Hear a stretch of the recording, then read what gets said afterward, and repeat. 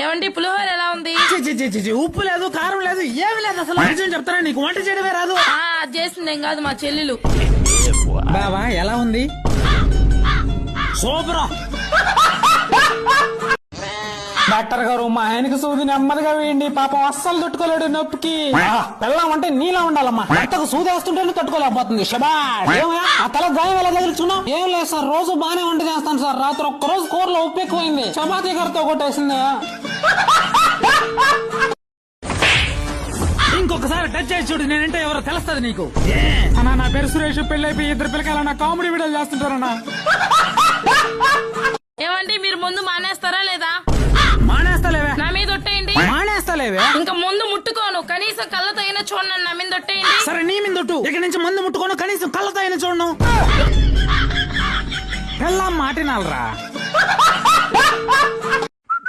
అరే యాడకరా ఈ టైంలో? ఫ్రెండ్స్ తో పార్టీకి వెళ్తున్నా, రాత్రికి 12 అవుతుంది. మధ్యలో ఫోన్ చేసి డిస్టర్బ్ చేసామంటే పేక్ కొరికేస్తా. ఏమండి ఎక్కడికి? నాన్నగారు గుడికి వెళ్ళి తీర్థం దాకి భజన చేసుకొస్తా నాన్నగారు. వెళ్ళొచ్చేదా నాన్నగారు? తీర్థం ఏడో మర్చిపోతున్నాం, మరి భజన ఎలా చేయాలనుకుంటున్నారు నాన్నగారు?